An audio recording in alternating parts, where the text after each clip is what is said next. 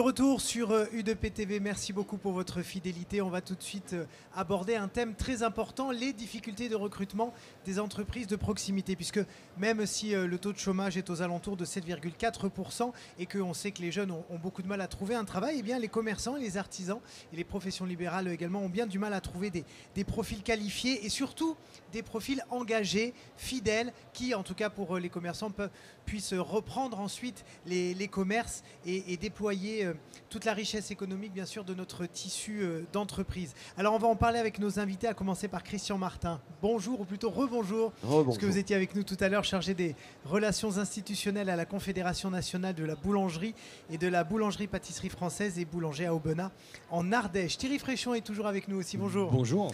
Membre du bureau des saisonniers de l'Union des métiers et des industries de l'hôtellerie. Hugues Verdier-Davioud, toujours avec nous aussi, bonjour. Bonjour. Président de la Fédération nationale des opticiens de France. Et nous avons le plaisir d'accueillir également Philippe Jiménez, vice-président de la Fédération nationale de l'automobile. Bonjour et merci d'être avec nous. Justement, Philippe Jiménez, j'aimerais commencer avec vous. Parce que on peut avoir l'impression que dans l'automobile, même s'il y a toutes les problématiques que l'on connaît, ça roule plutôt, si je puis faire ce jeu de mots. Elle se situe où il se situe où ces problèmes de recrutement? Bien, écoutez, moi j'y vois trois causes principales. D'abord, le marché de l'emploi, la qualité et la quantité des jeunes qui arrivent sur le marché. Et là, effectivement, aujourd'hui, il y a un travail à faire de ce côté-là, tant sur les formations initiales techniques, la réforme du lycée technique le justifie. Le deuxième point, c'est la masse salariale, c'est-à-dire que pour rendre attractifs nos métiers, il faut aussi proposer aujourd'hui des salaires qui nous poussent à une hausse de la masse salariale, et ce qui n'est toujours pas possible forcément. Et puis, je dirais, il y a certains métiers dans l'automobile, on peut citer par exemple les métiers tels que le dépannage remorquage, où la difficulté de recrutement consiste en convaincre des gens à devoir travailler la nuit, travailler les week-ends, ce qui n'est, dans le contexte post-Covid, n'est pas une facilité aujourd'hui. C'est parfait pour parler des boulangers, parce qu'effectivement, comment vous allez dire à un jeune, tu vas te lever à 3 h du matin pour faire du pain et tu vas terminer à 15 ou 16 h, c'est de plus en plus compliqué. Bon, on n'est pas non plus des esclavagistes. Non plus. Notre métier a beaucoup progressé. Mais j'en reviens à la segmentation de tout à l'heure. Dans les grandes communes, aujourd'hui, la plupart des boulangers donnent 2 jours de repos par semaine à leurs salariés. Consécutif ou pas, mais c'est déjà un progrès. Dans les TPE, les toutes petites entreprises, effectivement, c'est un peu plus compliqué. Donc, et là, je reviens sur l'intervenant précédent. Il y a un problème de coût du travail dans ce pays. C'est considérable.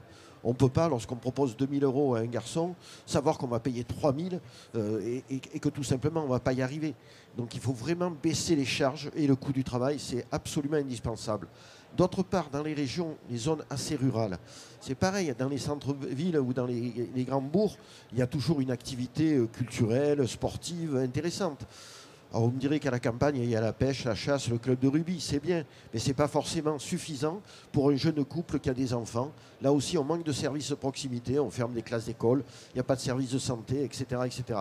Tout ça combiné, et je peux y rajouter quand même un problème récurrent depuis de très longues années, c'est l'attitude de l'éducation nationale vis-à-vis de nos métiers. C'est surtout pas une priorité pour eux de les envoyer chez nous. Alors qu'on nous vante depuis des années l'apprentissage comme ascenseur social, ce qui est une réalité. On prend des jeunes qui savent à peine lire et écrire, malheureusement, et on en fait de bons salariés, voire même de bons chefs d'entreprise. Donc là-dessus, je crois que personne ne peut rien nous reprocher. Mais on ne peut pas payer au juste prix nos salariés parce que ça nous coûte trop cher en charge. Alors dans l'hôtellerie-restauration, il y a une autre problématique, c'est celle des saisonniers, bien sûr. On parlait hier notamment dans une autre émission des problèmes de logement qui font aussi qu'on a du mal à recruter, puisque si on ne peut pas loger des saisonniers, ils ne viennent pas travailler. Mais il y a d'autres problématiques, je suppose. D'autres problématiques, déjà le logement. Si on arrive déjà à réguler le logement, je vois l'hiver ou l'été, en montagne ou au bord de la mer, des entreprises enlèvent un service sur 2 services du soir, donc déjà c'est une recette en moins. On essaye de garder nos salariés pour qu'ils aient envie de rester chez nous, qu'ils ne fassent pas des heures et des heures déjà. Et ça, c'est un problème récurrent sur le logement, déjà aussi en ruralité. Si on arrivait à trouver cette problématique, oui. Après, trouver du personnel. Oui, parce qu'une personne qui veut travailler dans la restauration, c'est déjà qu'il va travailler le midi, va travailler le soir, va travailler le week-end. C'est ça, et on sait très bien que les jeunes, mais sans les fustiger bien évidemment, mais c'est toujours compliqué effectivement de convaincre un jeune avec les exigences de vos métiers, qui sont des métiers exigeants intrinsèquement. Convaincre et aussi à la formation. Le problème de la formation, on voit dans les CFA, ces fameux coûts contrats qui ont baissé. Déjà, les entreprises n'arrivent pas, ne vont pas prendre ces apprentis parce que ça va leur coûter cher. Et ces coûts contrats, ce n'est pas aidé par rapport au gouvernement et pour pouvoir recruter encore, de former, de recruter des salariés dans le métier. Dans l'optique, comment est-ce que ça se passe ? Je vais rebondir un peu sur tous les propos. On fait des métiers passion. Quand on fait des métiers passion et qu'on a affaire à des salariés passionnés, finalement on obtient d'eux probablement plus de choses parce qu'ils ont envie d'apprendre. Le problème, c'est quand pour gérer une masse salariale qu'on n'arrive plus à gérer parce que les charges sont trop hautes, parce que nos prix sont plafonnés et qu'on est sur un effet ciseau et donc à un moment, il faut bien qu'on rationalise et qu'on va aller du coup embaucher des jeunes qui sont pas du tout formés pour notre métier, mais qui nous permettent de maîtriser une masse salariale et où là, on n'a plus la passion. Et quand on n'a plus la passion, nous, on est contraints de devoir les embaucher, mais eux, ils ne sont pas contraints de rester très longtemps parce qu'ils se rendent compte que soit ils n'ont pas le niveau, soit finalement, c'est pas ça, et ils vont aller voir si l'herbe est plus verte ailleurs. Donc effectivement, on a des problèmes de recrutement également dans l'optique, parce qu'on n'arrive plus à recruter des collégiens, des lycéens pour rentrer en études d'optique, qui est un des BTS les plus difficiles qui soient, notamment en maths et physique. On a des problèmes pour garder les étudiants pendant les études, et on a du problème pour garder nos salariés, parce que là aussi, il faut qu'on se remette en question sur la formation continue. On a des tas de formations à faire, c'est passionnant, mais il faut les faire. Et effectivement, nous, on a entrepris une grande démarche au sein de la filière pour redonner une attractivité et promouvoir le métier. C'est vrai que quand on arrive dans les salons étudiants et qu'on est entre un agriculteur qui a le tracteur garé sur le parking avec les bras dépliés et qui nous explique que par satellite à 50 cm près, il sait où il doit mettre l'engrais, et on a de l'autre côté du stand de l'opticien une école d'ingénieurs avec des casques en réalité virtuelle, ils se promènent, et nous on a 3 bouts de contreplaqué, optique lunetterie écrit avec une faute d'orthographe et une mallette d'essai. C'est pas très sexy pour vendre le métier. Donc là on est en train de reprendre tout ça et puis de redonner de l'attractivité santé, parce qu'aujourd'hui le problème c'est que ce qui est passionnant dans notre métier, c'est la santé, c'est s'occuper de la vue des autres. 80% des informations quotidiennes depuis le matin, à l'époque c'était la cigarette, le premier truc qu'on faisait le matin c'est la cigarette. Aujourd'hui le premier truc qu'on fait le matin c'est de chausser ses lunettes, et c'est la dernière chose qu'on enlève. Toute la journée on a des lunettes. Quand elles sont bien portées, on ne se rend pas compte qu'elles sont là, mais elles sont là. Et 80% de l'information passe par là. Les personnes âgées, les chutes sont essentiellement liées aujourd'hui à des problèmes d'acuité visuelle. Donc on a un problème de santé aujourd'hui. On est en train de recruter des commerciaux. Il faut savoir ce qu'on veut. Moi, je pense que demain, il faut accentuer sur la santé. Et donc, c'est ça aussi, le recrutement. Aller chercher, par exemple, malheureusement, des infirmiers, des aides-soignants qui sont en train de quitter l'hôpital pour de malheureuses raisons. Moi, je veux les voir arriver chez moi. Je veux pouvoir les former parce qu'on a un métier de santé. Ils sont ravis de venir travailler chez nous. Et pour le coup, ils ne comptent pas leurs heures parce que, vu ce qu'ils ont vécu avant, il n'y a pas de sujet. Alors, il y a quelque chose que vous dites et sur lequel je voudrais rebondir avec chacun de vous. C'est la façon dont vous, dans vos fédérations, vous faites avancer les choses pour rendre vos métiers attractifs, pour communiquer sur les métiers, parce que finalement, attendre les choses des autres, on sait toujours qu'on va pouvoir attendre encore longtemps, et vous êtes les premiers acteurs néanmoins de tout ça pour faire bouger les choses. Qu'est-ce que vous faites dans l'automobile ? Alors au niveau de la filière automobile, on vient de lancer une grande campagne de communication que vous pouvez voir à la télé en ce moment, qui s'appelle Un monde à faire tourner. C'est quelques millions d'euros sur la table. Il a fallu se mettre tous ensemble pour le faire avec le soutien de notre OPCO. Mais c'est effectivement le mot-clé, c'est l'attractivité. L'attractivité envers les jeunes. Et après, effectivement, il faut relayer ces candidatures, ou en tout cas ces postulants, avec des formations qui tiennent la route, avec des formations qui amènent à quelque chose. Quand on voit aujourd'hui que dans les CFA, on a un taux d'abandon qui est bien inférieur au lycée technique, aujourd'hui, un jeune qui vient en CFA pour faire de la mécanique ou faire de la carrosserie ou autre, il y a 70% de chances qu'il aille jusqu'au bout, contrairement à des formations initiales classique. Donc, attractivité, qualité de la formation, et puis aussi, vous venez un petit peu de le mentionner, c'est-à-dire aller aussi chercher des gens qui ne sont pas forcément des jeunes, mais qui peuvent être des passionnés, qui ont été comptables, enfin je n'ai rien contre les comptables ou autres, ou coiffeurs, ou j'en sais rien, qui sont des passionnés de l'automobile, et qui, à 40 ans, vont basculer sur un CAP de carrosserie pour aller travailler dans l'automobile d'époque, dans l'automobile de collection. Donc il faut regarder toutes ces passerelles, ouvrir toutes ces possibilités pour aussi amener vers notre métier des gens d'un autre univers dans un premier temps, puis répondre à leur passion. Et ça, c'est le cas en boulangerie, hein, notamment. Vous avez beaucoup de gens reconvertis aussi. C'est d'ailleurs un public très intéressant, Et oui. parce que ce sont souvent des gens qui ont une vie sociale stable, ce qui n'est pas forcément le cas des jeunes, qui ont un petit pécule, parce qu'ils se sont trouvés licenciés d'un grand groupe, et donc ils ont été en partie indemnisés. Et c'est un public qui, intellectuellement, se forme plus vite et qui a conscience de ce qu'est la gestion d'une entreprise. Et qui veut construire aussi. Qui veut construire, puis qui veut changer de vie. Moi, j'entends souvent ça, c'est que j'étais trader, j'étais dans une banque, j'étais dans une assurance. Moi, je ne vais pas aller élever des chèvres, je ne sais pas faire. Par contre, faire du pain, je vais travailler 6 mois dans un CFA ou chez un boulanger, une formation rapide. Mais en termes d'attractivité et surtout de fidélisation, notre profession, elle a un peu essuyé les plâtres il y a quelques années en créant une protection sociale extrêmement forte. On a le privilège, je le dis comme je le pense, d'avoir un dialogue social très vivant dans la profession. Une CPPNI qui fonctionne très bien avec nos partenaires, les syndicats de salariés. Donc on a mis en place cette protection sociale unique en France, compte tenu des volumes. Et pourquoi elle était unique? C'est parce qu'il y avait des clauses, ce qu'on appelait des clauses de désignation. Tous les boulangers, tous les salariés de la boulangerie étaient obligés d'adhérer à notre complémentaire santé.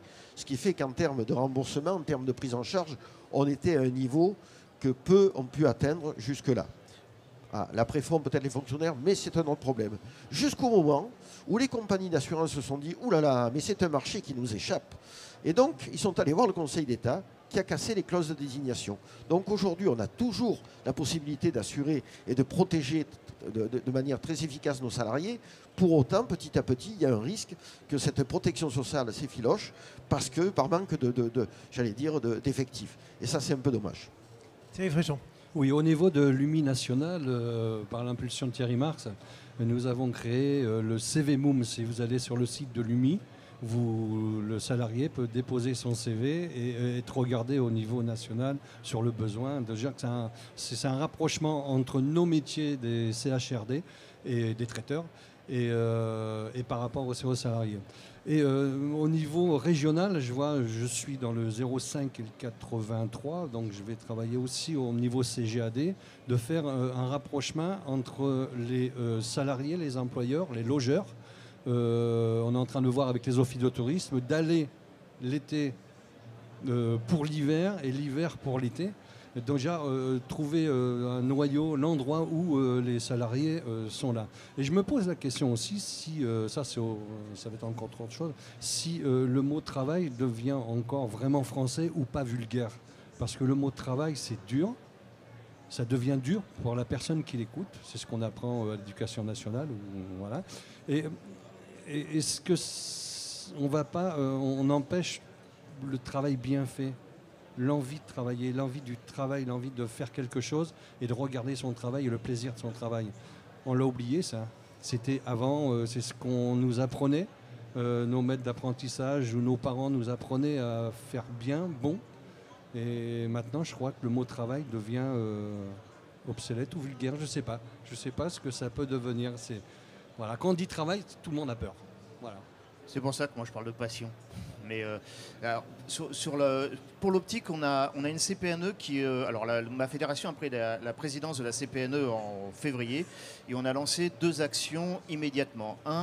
Une campagne de promotion des métiers, on a fait un appel d'offres, une entreprise est sortie. On a défini un stand maquette pour faire les salons, un vrai stand, un truc un peu sexy, qui donne envie de s'intéresser au métier, de présenter le métier.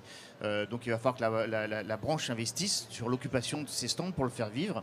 Parallèlement, on est quand même... Alors en 1999, accord de Bologne, normalement les métiers de santé sont censés passer en université, on n'y est toujours pas nous. On a un peu de retard et l'État continue, je parlais de la responsabilité de l'État, aujourd'hui continue de perdre du temps sur la réforme des opticiens. On devrait être en université avec les orthoptistes, avec d'autres professions paramédicales, on n'y est pas et on n'a pas la main là-dessus. Par contre, la CPNE a la main sur tout un tas d'autres formations, dont la VAE, la validation des acquis de l'expérience. On a fait une étude, on s'est rendu compte que ça fonctionnait, mais modestement, parce que c'est un parcours du combattant pour savoir, et je crois que c'est probablement la même chose dans plein d'autres métiers. Donc on s'est dit, ben voilà, on a fait une étude, on a vu quels étaient les problèmes, et là on est en train d'engager.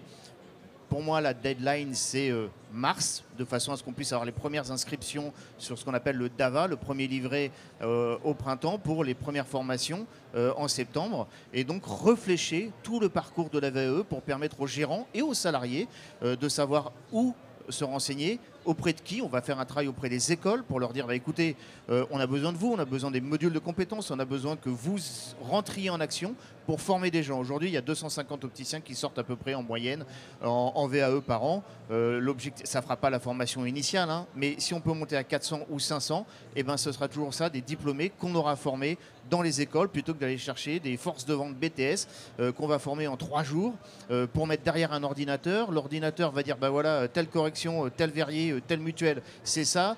La marge, c'est ça. Je vais mettre ce verre-là et le besoin du patient, on s'en fout. Ben, c'est pas ça le métier d'opticien. Et pourtant, si on continue comme ça, on va vers ça. Donc nous, on est en train de entreprendre la CPNE avec l'aide de l'OPCO, pareil, exactement. Ils sont une grande démarche de promotion du métier pour les étudiants, et puis la reconversion professionnelle aussi, et puis la VAE, d'autres chemins. On a des boîtes à outils, on l'a ouverte, on a vu des outils, on essaie de s'en servir. Alors pour conclure, j'aimerais quand même vous demander à chacun un dernier petit mot et surtout des conseils pour les artisans, commerçants qui nous regardent et qui ont des difficultés à recruter. Comment vous pourriez les aider ou leur donner des petites pistes comme ça? Alors si je peux commencer, déjà notez que le salaire n'est plus la seule motivation, c'est important, hein, mais ça n'est plus la seule motivation des jeunes. Et la difficulté aujourd'hui que rencontrent beaucoup de nos collègues, c'est la relation avec ces jeunes. Ça a beaucoup changé hein, de ce que tu disais tout à l'heure quand on a connu, quand nous étions jeunes. On demande au chef d'entreprise d'être un formateur, un pédagogue, d'être un peu le parent, d'être un peu le copain, d'être un peu l'employeur, d'être un peu... On n'est pas formé à ça. Donc je pense qu'il faut vraiment se faire accompagner et se rapprocher, je le dis très sincèrement, des organisations professionnelles. Tous les artisans doivent se rapprocher de leurs OP, de leur chambre de métier. Là, ils trouveront des sources d'aide, des sources d'accompagnement et des sources de soutien. Même chose, je suppose, pas loin. Même chose, parce que tout ce qui se dit, c'est difficile de rajouter autre chose. Moi, ce que je vais dire à toutes ces entreprises, tous ces indépendants, allez dans vos organisations professionnelles. Adhérez à vos organisations professionnelles, que ce soit pour l'alimentaire, que ce soit pour les autres branches, familles de l'UDP. Si on veut une UDP très forte, venez et on vous défend dans tous les domaines de votre activité, de la naissance de l'activité jusqu'à votre retraite. Adhérez à vos organisations professionnelles, l'UDP sera très très forte. Monsieur Jiménez. Eh bien, je vais me servir de mon expérience personnelle et de mon entreprise personnelle pour donner un conseil. J'ai volontairement ouvert le recrutement ces temps-ci à des gens plus âgés.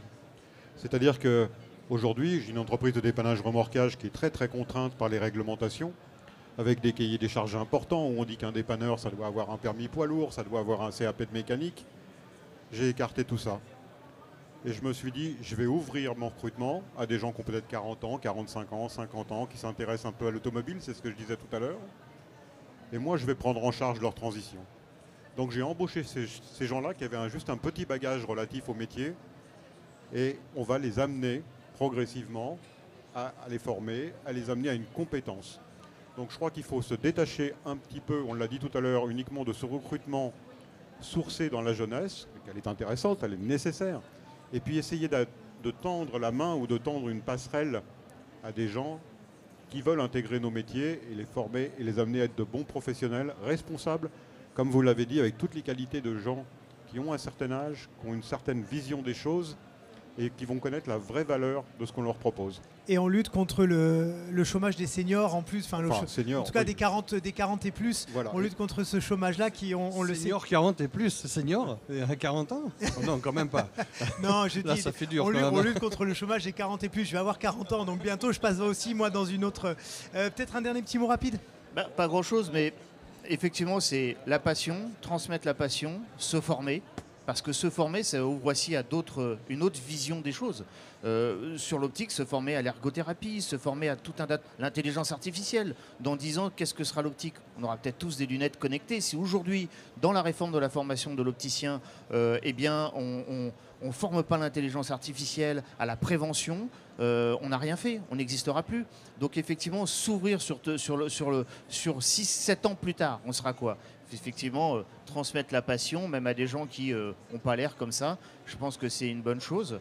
Et donc, je n'ai pas grand-chose à rajouter, si adhérer au syndicat. Parce que le problème, c'est que si les gens n'adhèrent pas à un syndicat, il y aura forcément quelqu'un qui va défendre. Il y aura forcément un interlocuteur de l'autre côté de la table des pouvoirs publics. Si on ne choisit pas l'interlocuteur qui va être de l'autre côté de la table des pouvoirs publics, on a tout perdu. En optique, on a un problème. C'est que les opticiens qui sont professionnels de santé pensent qu'un conseil de l'ordre est là pour ça. Je vais leur expliquer non. Un conseil de l'ordre, d'abord, ça n'existe pas chez les opticiens. Et deux, ça n'est pas fait pour ça. Voilà. À la limite, c'est là pour contrôler leurs pratiques vis-à-vis du public, mais c'est pas là pour les défendre. Dans la réforme du 100% santé, il n'y avait pas de conseil de l'ordre, il n'y avait que des syndicats. Aujourd'hui, on a un problème de représentativité des organisations patronales. Il faut le dire, la fédération a été entendue au mois de juin par la mission flash de l'Assemblée nationale sur la représentativité des organisations patronales. Aujourd'hui, un service marketing d'une grande enseigne pèse plus lourd que le TNS, le gérant, qui ne pèse rien. Il va servir pour que le syndicat soit représentatif, mais dans le poids de la représentativité, il vaut 0. Pourtant, c'est lui qui voit le patient, ce n'est pas le responsable marketing d'une grande enseigne. Donc aujourd'hui, on a cette contrainte où je représente probablement beaucoup plus d'entreprises que mes confrères, mais je pèse moins. Donc aujourd'hui, il faut adhérer à un syndicat, choisir son syndicat pour que ce qui soit porté, c'est la parole de la proximité, c'est la parole de celui qui est au contact du patient me concernant, du client pour d'autres, parce que sinon, demain, on n'existe plus. Merci beaucoup à tous les quatre d'avoir été sur ce plateau pour parler donc des difficultés de recrutement et donc de toutes les solutions que vous nous avez effectivement données aujourd'hui. Merci à vous, chers amis, de nous avoir suivis. On se retrouve dans quelques instants pour une nouvelle émission sur U2P TV. À tout de suite. Merci.